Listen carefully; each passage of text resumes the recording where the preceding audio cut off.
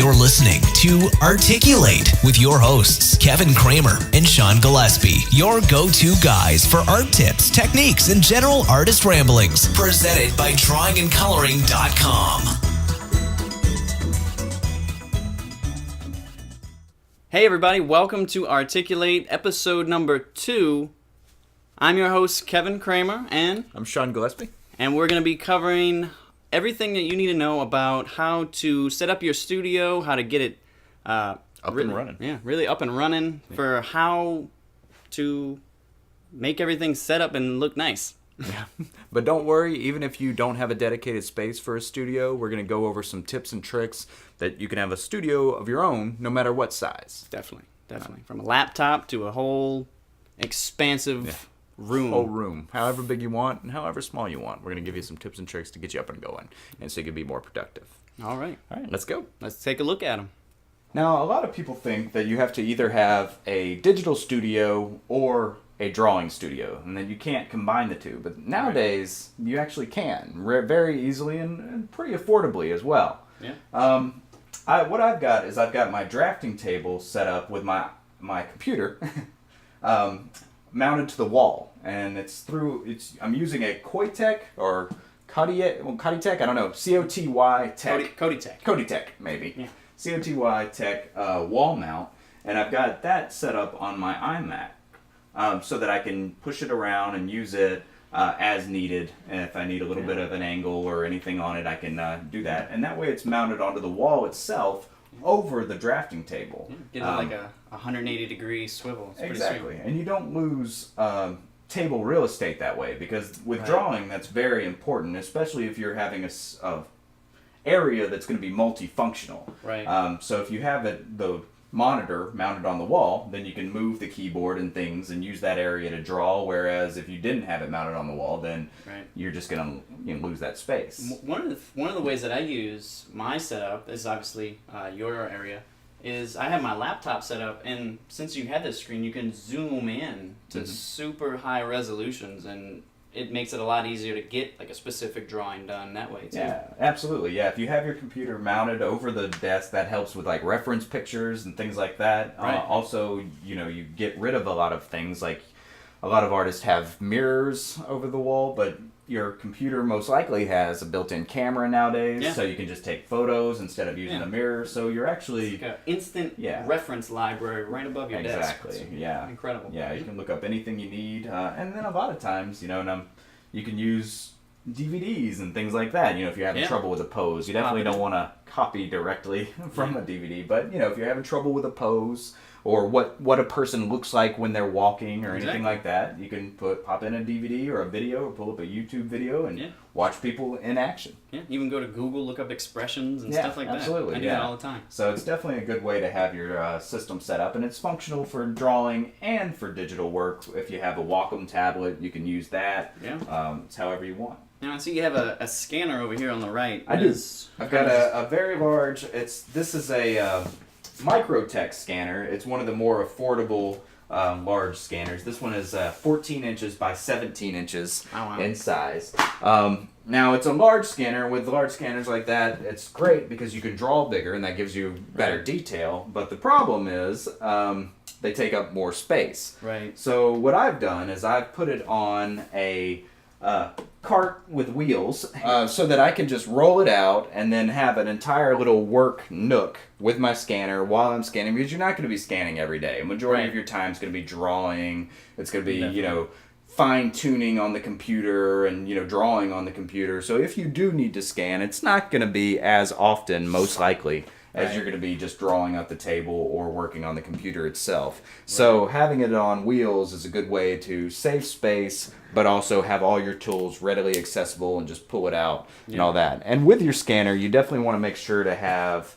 a cover on it, because scanners, collect a lot of dust. Yeah. Important. And I have a similar setup like this, but I have an all-in-one printer. It has that scanner on the top. So it's actually still on a cart with casters like that. It's just all print all-in-one, just like a lot of people I'm sure have. And that works just as well, too. Absolutely. So that's the mixture of the digital and drawing studio. One more thing that's definitely not required, but out there is I want to mention that having a treadmill or something close by is handy because I don't know if you're like me. When I get the writer's block or something like that, I jump on the treadmill, sweat it out, and then get back to work. And, plus sitting around all day working on stuff, you need a little bit of exercise. You need to get moving to get that blood pumping back to that brain again. Yeah, there's this, if you can kind of work in like a block, that's what I try to do. Yeah. Work in maybe a 20, 30-minute block and then take a 15-minute break. Absolutely. Right there on a treadmill. Right there on the Perfect. treadmill. Yeah. You do push-ups or go for a walk or something too. And with the wall mount, that'll help you just move it right over so you can keep your eye on the prize and keep looking at your work while you're walking too. Exactly. And that'll give you some other options as far as that goes too. Yeah. All right. So and there you have it. That's the digital setup with the traditional. Yeah. A traditional flare. Setup with a digital flare, or either way. A digital flare. All right, we'll go that way. All right. So one thing you definitely want to do is get a space where you can get messy. Because if you're like me and you want to sling some paint, then you feel like you can't do that in a rented environment or even your own home because you don't want to damage your property. So what you need is to set up an environment where you can allow yourself to be free and sling paint and throw, buckets of paint if you need to, and just whatever you need to do to make your art happen. So I'm a renter. I'm not a homeowner, so I don't want to lose my deposit. What I've done is I've gone ahead and coated the entire room with plastic, pretty much, which is a little off-putting when the ladies come to visit because you look like a serial killer. But it's very functional. I've got a plastic tarp underneath the entire studio so that if anything drips through or soaks through the traditional tarp, it won't go into the carpet. Now, the traditional tarp is very good for catching drips, and it is water resistant. But if you spill a whole bucket of paint, and a lot of times I do work with house paints, then it will soak through, and that's why it's very important, I think, to have the 2 layers. Now, there are also other options. You can lay down cardboard if you have a bunch of boxes, things like that. None of which is going to be real pretty, but very functional. Now, along the wall, what I've done, actually before we get to that, I'll start with setting up your area to draw and paint in. Now I've got another drafting table here, or I've got a drafting table here rather, and I've got it set up right next to a table that I bought just off of Craigslist, super cheap, to use as a light table. Now this is not an official light table, but it's a frosted glass, which is really all you need for a light table, and then you can just use your regular lights when you need them and put them under there, or I could even install some lights, which I've been thinking about doing, to put under there. That way you have a light table for $80 as opposed to one this size, which would normally be several $100s. So that's one way to do it, but you also want to make sure that you're in close proximity to a window or good ventilation. If you're in an older home and you have attic fans, that would be great. But what I've done is I've set up my area so that it is close to the window, and I have a window fan that will suck the air out so that when I'm airbrushing or if I'm doing something that has a lot of particles, paint particles and things in the air, it'll just go ahead and suck it out the window. So that's this area. So now I'm going to go to this painting side and we'll show you what that's like. So over here on the painting side of the room, what I've done is I've actually was going to use sheets on the walls, but I found that you can only buy sheets nowadays in packages of with duvets and with the fitted sheet and with pillowcases and all that. I had a lot of trouble finding just an individual king size sheet. So instead, what I did, and actually turns out to be a better option for me, is I got actual shower curtains, and I've put those up on the wall and just nailed them through the grommets. And that way, if I'm painting on my canvas here, right in front on my tripod, in front of the, or on my easel rather, right in front of the wall, I can sling paint without any worry of getting it on the wall and losing my deposit and all that.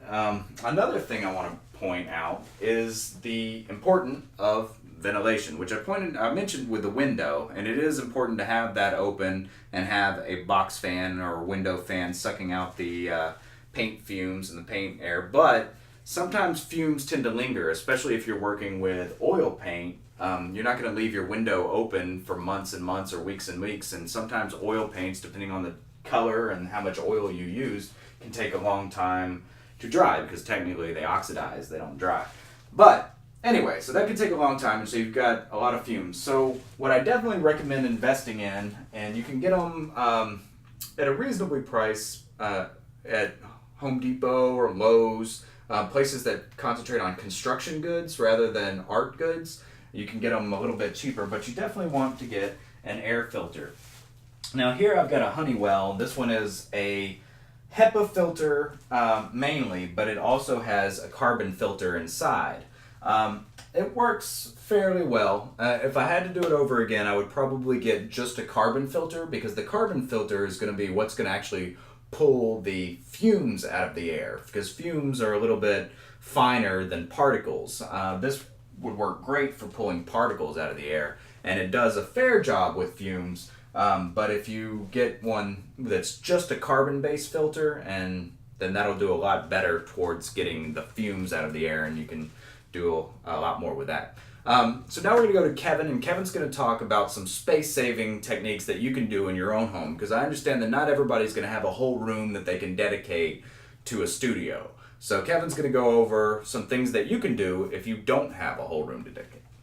All right, so I guess we'll go over a few, space-saving tips, a few things to help you organize your space effectively, and kind of where you can find them cheaply.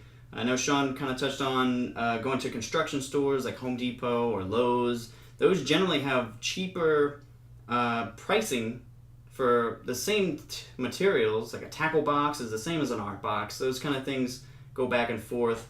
It's really just kind of repurposing things to make them use, for more effective use than going to spend a few $100s on the same thing at a dedicated art store. So, a few things, like an art easel, like a tabletop easel. These are a few things. These are going to be specialty items, but these are going to save you a lot of space if you don't have a dedicated area. You can just put this up on your tabletop in your kitchen or anywhere and have a mobile studio. So these types of things, obviously you want to have ample lighting outside, or you want to kind of avoid overhead lighting because of the shadows and things like that. But if you can just go, again, to Lowe's or anything like that, get a work lamp, put one of those day flow lights in there, get a tabletop easel, and you'll be ready to go in any location you can find. So things like that, you want to kind of just be on the lookout for how you can repurpose them, how you can apply them to the different things you might see in the art stores that you can't really afford, or you don't even you don't even really need specifically, but you can kind of makeshift them however you want. There's the art bins, which you can find at any department store or anything like that. You'll definitely find them in your art stores, but again, you can find these cheaper at a construction store, any kind of big box department store. And those are really the main things that I use to store all of my supplies and materials and really just keep everything in check. And one other thing, as I use those space savers, if you've ever gone to like a dollar store or anything like that, I put all my pencils and stuff in there, and I have them laid out on my drafting table, and I can just go ahead and grab everything I want. I have them separated by colors. I have like a purple, green, and a clear. I have my charcoal, color pencils, any kind of pens or inks, and that is less than $1, and I can have all of my tools and materials all in one location right there on my desk. So those are a few space-saving kind of tips for keeping your costs low and just repurposing different things that you find everywhere for a more effective space for you to work in and be more creative. So that's pretty much the painting studio and kind of just a traditional workflow.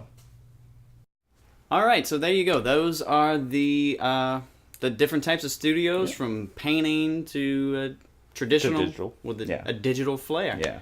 So now there are of course lots of other types of studios, but those are our studios. So that's what we're working with. That's so what we're working with. But not everybody has a lot of space. Yeah, you have to keep in mind those setups took years to evolve into the nice setup that we have now. So you don't want to get intimidated by the Yeah. just the equipment. Yeah, if you don't have a whole room to dedicate to a studio, that's absolutely fine. Artists like Seraphine, she used to paint on the middle of her floor in a one-bedroom house/apartment type situation, and that's fine. You can do those kind of things. Definitely. You can set up their tabletop easels, which I showed you in the studio upstairs. There are also things like this little table right here. Actually, little white table. Looks like a serving tray. Actually, it does look like a TV dinner tray. Yeah. But it's actually the Table Mate 2, which comes in wood grain. I just there saw. you go. Make it a little more official that way. But it's very handy. What it does is it's got some legs that bend around so that if you're sitting at a couch like I am right now, you can slide it up and you can work. But what's really cool that they did, and I appreciate it, and you should too, is it's adjustable. That is pretty sweet. To turn into a drafting table. So you can get it at an angle if you want. So you can sit there in a drafting table angle while on the couch. Exactly.